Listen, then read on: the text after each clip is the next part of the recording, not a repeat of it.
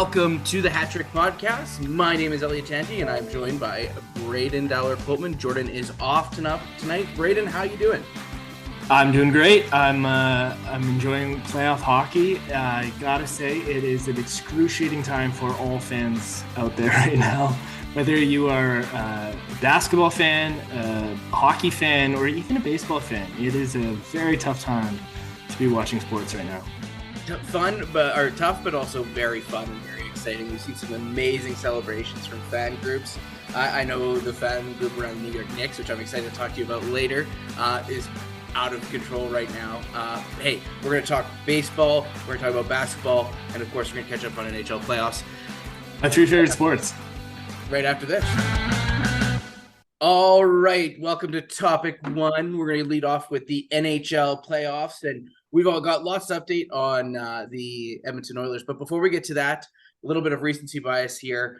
Braydon, I'm going to start with this. Toronto down 3-0, losing in overtime tonight to Florida after the celebration that was their victory in the first round and finally getting over the hump of the first round.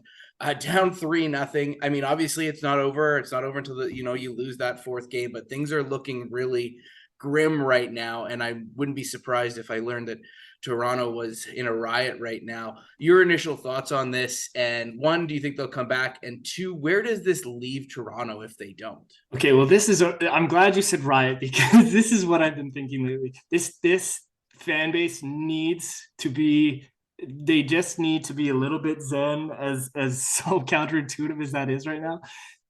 They need to just get in the mindset of rally time. They got to get their rally caps out because they've got a long way to go. I do hope that this fan base doesn't burn their city down, because I feel it. I mean, heck, if our team, the Oilers, were to face elimination or even be eliminated at this point, I understand that that's the mentality, but they need to rally behind their team, because it's not just up to these four guys who are getting paid millions of dollars to score. It's about the entire thing working together. Okay, but I guess, yeah, I feel you with 100%. Like, fans do need to calm down. They're not going to. It's Toronto. We all know the market that is there and the media group that sort of the media frenzy that surrounds it. Going into the playoffs, we talked about the fact that if the Toronto lost again in the first round, what was going to happen? And we all sort of said, oh, it's going to be ugly. Does winning in the first round, but potentially losing in 4 or 5 games, I don't like to play hypotheticals here, but is that enough to save Dubas's job? Is that enough to say we're not going to tear this down? Is it any different if you lose so quickly in the second round than if you had just lost in the first? I would think that there's enough to hold on to his position at this point, but a sweep is a hard one, especially against a team that just barely, squeaked in to the playoffs. And this Florida team, man, they're riding the high of knocking off, probably the biggest threat in the NHL right now in the Boston Bruins, and then facing a second, high flying team in the Toronto Maple Leafs. They've got all of their momentum with them. Man, as for Dubas, I think he's okay, but oh man, it's hard to see a team that's so primed and ready to win not do it.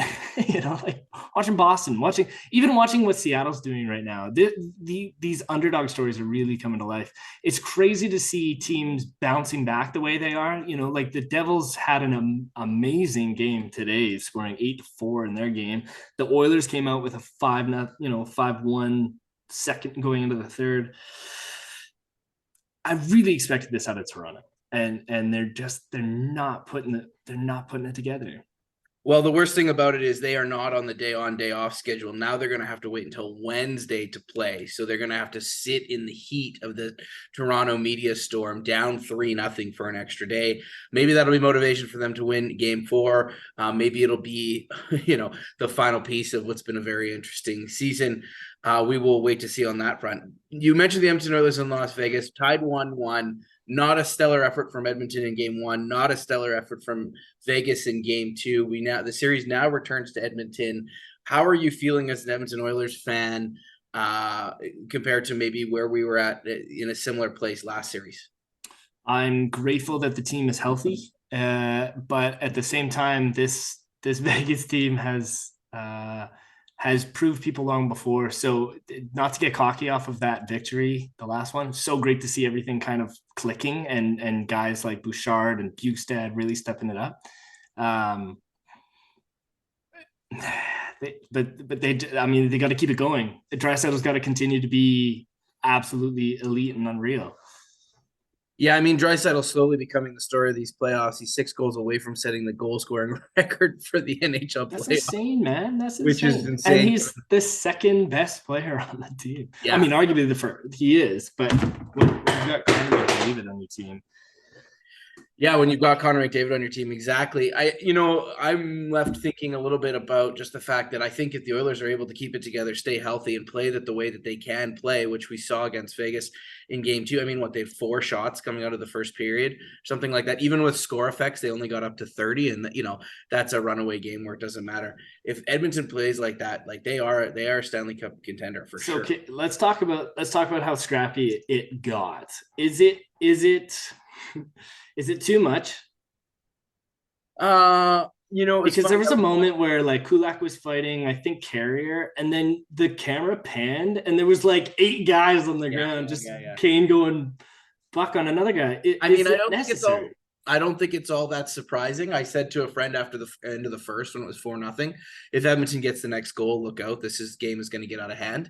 And that's exactly what I think it did it got close to getting out of hand. I think the referees did manage to kind of keep it under control by just handing out 10-minute misconducts like they were candy. Kane with 24 penalty minutes, which is hilarious. In Game 2. Yeah, I mean, I don't mind it. I think it's setting a tone for the rest of the series. Look, we played we played 2 games. We're 1-1. You haven't seen the best. We haven't seen the best of each other against each other yet. So gear up. It's a best of 5. Let's go. I think that's kind of where we're at right now. And it's sort of to be expected. That was arguably our best game of the playoffs. Not arguably. I think it was for sure. Anything else you want to touch on in the NHL before we move on to the next topic? I want to talk about this fans being banned in Florida. I want to talk about what this means and what this actually looks like. Okay, so for the fans who context, I guess for 24 hours, the Florida Panthers banned Canadian citizens from buying tickets to their playoff game. That's correct? Yeah, some basically, yeah. This is bullshit. Do you know how many Canadians live in Florida that want to go see their Toronto Maple Leafs? A lot. But then you would have a residence that you could put in. Like, I'm assuming what you have to do is demonstrate residency, right? You have to demonstrate. So there's a catchment. You have to be in a certain area to be able to purchase tickets to go see it. Yeah. I don't like it. I just don't like it. I don't think that it's good for hockey. And I don't think it's good for any sport. Think about Seattle, man. How many Toronto Blue Jays fans go down there and support their fans? How many Pittsburgh? It was littered with Toronto fans in Pittsburgh today. Okay, but I would be very frustrated if let's say we get to the Stanley Cup final, it's Edmonton versus Toronto, and Toronto fans are buying up tickets for the games in Edmonton. I would be frustrated as an Edmontonian that I didn't have first access to my team's tickets. Particularly if then what's happening is those tickets, not suggesting this is the case, but there's certainly an option that those tickets get resold. So you've got a Canadian buying an American seat and then reselling it back to Americans for more money. Yeah, you have no control of resales, but that would happen regardless. Like the Florida fans. Sure. But I think if I'm a Florida fan, like if you got a large enough fan base, you want to have access to buy tickets. I don't think it's like, I understand why it's frustrating, but I don't think it's bad for the game. It's growing a local fan base and giving a local fan base an opportunity to buy tickets at their actual wholesale price, as opposed to forcing them to go through a secondary market, which the money is not, it doesn't mean the same thing. I think if it was like a week or they hadn't allowed them at all, then 24 hours, I'm less concerned about. Let them buy the premier tickets. Let the Florida fans be in the first 2 rows. That's what they want, right? I mean, it's not like there's not going to be tickets for these games, don't you think? I mean, that's the only catch here is that they're still available. It's just when I first read it, I mean, and also the media takes it off and banning, they can't come to our games. It's like, okay, Toronto aggrieved. Imagine that's wrong. Anyway, we'll follow this. I wonder if this is going to be becoming something that is more standard across other leagues, or if other leagues are doing it. If you have other examples of this or egregious ticketing stories, you know what? Send us a note on either our Instagram or Twitter or at Hat Trick, right? Or at Ordinary At Pat Hat Trick. at Hat Trick and or at the Ordinary Podcast Network. That's topic one. Creativity has the power to take our breath away, to move us to action or reaction, to invite us to feel more fully alive. And when the creativity is coming out of the kitchen of a local restaurant, the experience has the power to do all of the above and put a smile on your face. Q Burger in Qualicum Beach on Vancouver Island is home to culinary creativity led by owners Aaron and Kevin.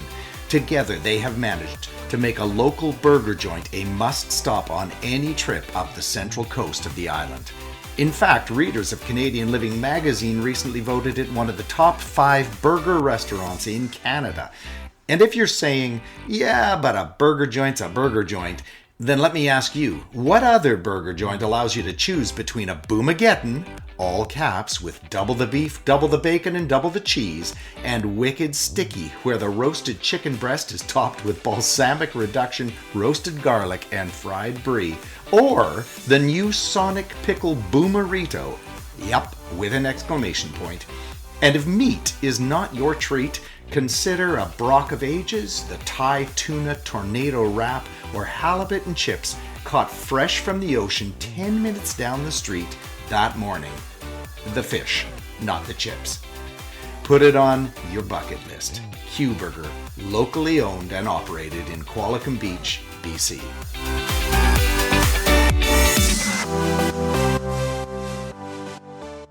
On to topic 2 now. We're going to talk about our favorite topic on this show when Jordan's not here. That is, of course, baseball. It's baseball season. We're now, 6 weeks into the season? About something like that, Braydon?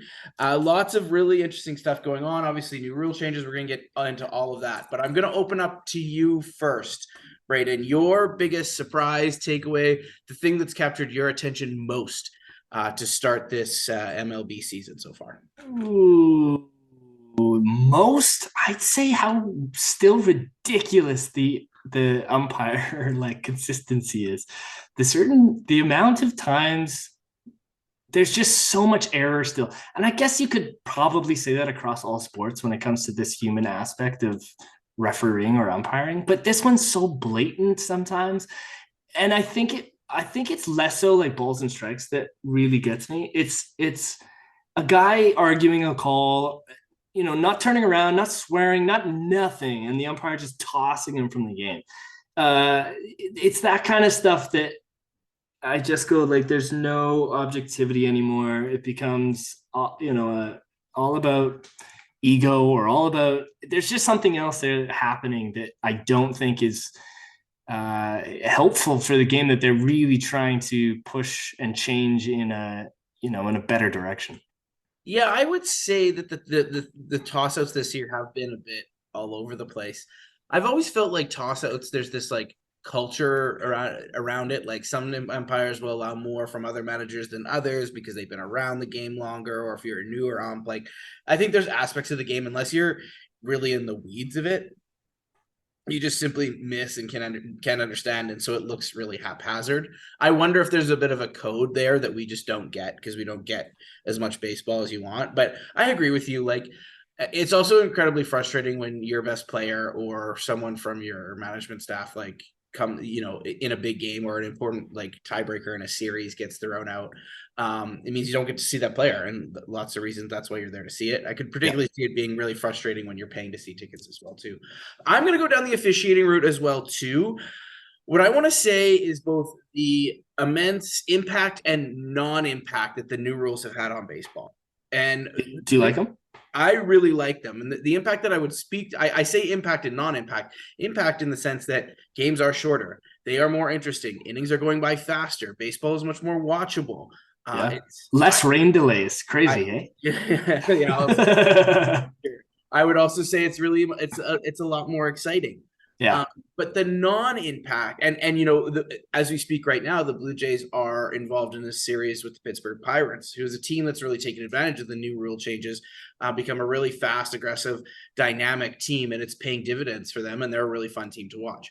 However, the non-impact, I would say, when these rules got announced, all the old grumps, the people that have been in baseball for 160 billion years, who have really held the game back for so long, made all kinds of accusations about how this was going to impact the game and hurt pitchers and it wasn't real baseball. And in that sense, I think everyone's kind of gotten used to it. Batters have gotten used to it. Pitchers have gotten used to it. This is going to become the standard. Everyone's figuring it out. Turns out you don't need to take 30 seconds readjusting your glove just outside the hitter's box to be successful in this league.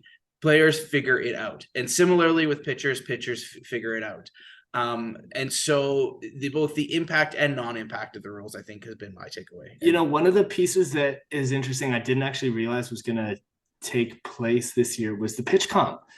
So pitchers have their own ability to call signs, which completely eliminates any, garbage banging from the Astros bench, any sign stealing opportunity. It gives them more autonomy for the calls you're going to make, but it also the speed in which pitching happens, I do think has improved the game to tremendous effect so far. Absolutely. And I think it's bringing out a new breed of pitcher, those that can call their own games versus ones where catchers are doing it, and vice versa too, right? There's going to be catchers that are going to be good at calling games, and now that doesn't necessarily have to be a part of your repertoire.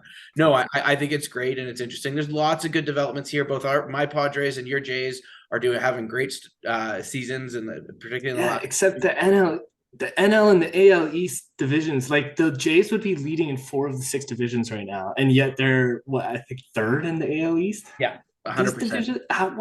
Why are they there? I know it's so unfair. Well, I mean, that's the curse of the Jays, right? Where it's always been they're either an overpaid New York Yankees team, or an overpaid Boston team, or both, or a Tampa Bay Rays who are like on an absolute heater this year. Yeah, that get to take 20% off, or pay their players 20% more because of the low tax rate. Anything else you want to talk about on the baseball front? I'm just really excited for. I do think the Toronto Blue Jays have one of the best teams that they've ever fielded, and I'm just very excited for the season, man. Yeah, it's really interesting to see where they're at the halfway point, because I think that's the best telltale sign of where they're going to end. But they're having a great season, and they had a great start, and that's continued. So very excited to watch that. All right, that's topic 2. Hey, I'm Sayer, and I love Marvel. And I'm Kaylee, and I love someone who loves Marvel. And we're watching through the entire Marvel Cinematic Universe, or MCU, in release order. There's another order. For Kaylee's first time. And Sayer's 85th. Wherever you listen to podcasts, you can find MCU. And me! Sayer's obsessed! And Kaylee's the best! MCU and me! And topic 3 this week, we're going to be checking in on the other sport that's in the midst of its playoffs, that, of course, being basketball. Braydon, I know that you are a big fan of basketball, and this is an important time of year for you as well. Let's kick it off with, I think, the series that a lot of people are watching out of the West. It's LeBron James versus Steph Curry, the old men, quote unquote old men, proving that they aren't maybe that old, competing right now in a series to be the one that's going to carry that old man title on to the end of the playoffs. First takes from this series and what you've been seeing from those two players, both in the lead up to this series and in the series now. Two legends going at it in the second round of the playoffs. This is a really exciting one to watch, but it's so crazy to me still that the Los Angeles Lakers are in the playoffs. They won in overtime in the play-in to make it, and then completely upset the 2-seed Memphis Grizzlies, and now they're facing the defending champions and winning. They're up in the series right now. It's remarkable. What not only like LeBron James is LeBron James, and he hasn't, stopped being one of the greatest, but the defense that Anthony Davis has been able to provide in the this series specifically, is what's keeping them in it right now. So moving on, I'll default to you. What's the series that if people could only be watching one series in the NBA right now, which one would you be pointing to them to? Well, it's that's a good question. I would say the Boston Philly one is a storied matchup that has been going on for quite some time, and I think this is a games. This is going to come down to Game 7, and lots of jobs are going to be on the line. Um, you know, that's one to watch for sure. Beyond that, like I think at the beginning of the season I was hoping Denver was going to win it. My team right now, I'm really loving is the Phoenix Suns. And it's not just the addition of KD, but Devin Booker's really finding his own. And I want Chris Paul to win so badly. He's one of those old guys that you've been talking about that just hasn't won yet. And he's been dominant for his whole career. He's out right now, and they're still, I mean, I think they just tied it up tonight at home. Yeah. So another series though, man, I think it's going to go to Game 7. So maybe that's a little bit of foreshadowing to my next question here. Who do you have winning it all? Or maybe take your team out of the East and out of the West. Who do you see playing in the finals? Well, can I just say how crazy it would be if the Lakers faced the Celtics in the finals? And it could very well happen. But I'm going to go with Phoenix because I just said I want Phoenix to win. I'm going to go with Phoenix and Boston. I really do think Boston is the team to beat in the East. Miami's going on a tear, but I think the defense in Boston could really slow down Jimmy Butler and the Miami Heat. Yeah, so I'm going to go Phoenix, Boston, and I've got Phoenix winning it all. Okay, you heard it here first. Phoenix, Boston, with Phoenix raising the trophy at the end of the season. Braydon, anything else? Are you watching any basketball? Like, a lot of the highlights, just because I've been glued to the highlights for hockey, and so I've been following the teams. I know what's been sort of going on. It's and I've watched a little bit of end of games here and there, just because I've been watching so much hockey and sports that it's sort of on in the background and around. But so certainly more. Will probably try to watch the finals and make a point of that this year as well. Yeah. Yeah. So it's been pretty wild. There's been a lot of extracurricular activity in the basketball world. There's been like 3 head stomps. There's been a lot of nutting still happening. It's gotten a little bit wild. Tonight.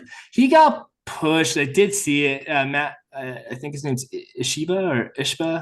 The new owner of the Phoenix Suns got pushed by Nikola Jokic tonight. I wouldn't say it's all that blatant. Definitely not as bad as some of the stomping that's been happening around by said Draymond Green or even Dylan Brooks, man. That guy might have lost his job out of the NBA. Yeah, it seems like it. There's I've just been following that story a little bit on Twitter, and it just seems like the teams are really questioning whether that's what they want on their team and whether he's worth that investment. I think it's a good learning opportunity for a guy like that, though, who is a bit of a character. He's made himself known and you see these kinds of personalities in the NBA all the time. But to call out LeBron in a series as too old, it doesn't do your team any service moving forward to be saying shit like that in the media. And then not kind of acknowledging it after, running away from the media, running away from those comments. It definitely doesn't serve you. And I hope it's an opportunity for him to go back to playing basketball, which he's a decent role player on a good team. So I do hope it pans out well for Dylan Brooks, but it's just easy to hate him in these kinds of scenarios, just like it is for Draymond Green. The only problem is the team's not winning. So how do you help your team win on the court instead of off the court where you're actually just making it worse? Well, and actually where we've seen Draymond Green get into the most problematic situations and most trouble is when his antics have led to losses. And that's right. To the finals against LeBron. I forget how many years ago it was, but that was a good example of that. And that nearly cost him his job as well, too. So that's a good. But the self-awareness is different, right? The self-awareness is Draymond Green. People love to hate him. And they do. They hate Draymond Green. He's a personality, but he has enough self-awareness to go, am I helping the team or hindering the team in this moment, right? The Memphis Grizzlies were bound to be one of the best teams all year. Then they ran into trouble with John Morant and his flailing guns around and all sorts of other distractions that took place. Dylan Brooks didn't just rein it in and help the team. They got to press reset. I wouldn't say on the players that they've got necessarily, all of them. Dylan Brooks is gone for sure. They've made that known. But Memphis will come back. Memphis will come back from this. Well, there's so much more to see and hear about in the upcoming, heading into next season, but even in the next couple months as we watch these NBA playoffs. Thanks for your insight into that. Guys, if you want more information on all the great podcasts available at the Ordinary Podcast, go to ordinarypodcastnetwork.com. We've also got great merch up there. Don't forget to get your Tanty polling memorabilia. We've got hats, all kinds of stuff. Jordan's always thinking up new and creative things to be putting on there. We've also got links to all of the great podcasts that make up this outstanding network, including, I believe there was a race this weekend. And so, our F1 podcast will be covering that as well. Long live Red Bull. On behalf of Braydon, on behalf of Braydon, myself, and Jordan, have yourself a great week. That's Hat Trick. Hat Trick is a member of the Ordinary Podcasting Network. It's produced every week by Jordan Dyler Coltman and Braydon Dyler Coltman. You can follow us on Instagram, Twitter, and Facebook. Thanks for listening.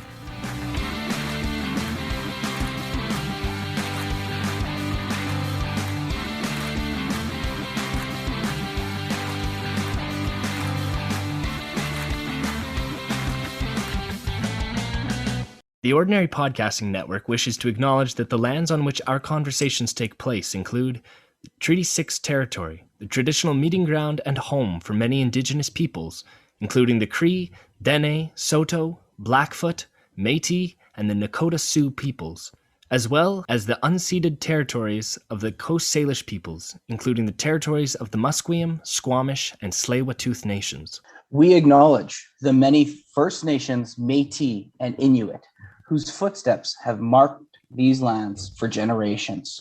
And we extend our appreciation for the opportunity to live, create, and share stories on these territories. The Ordinary Podcasting Network intends to engage in conversations and dialogue which acknowledge that reconciliation is not a destination, but a journey, and that we remain committed to practicing our craft in a decolonized space.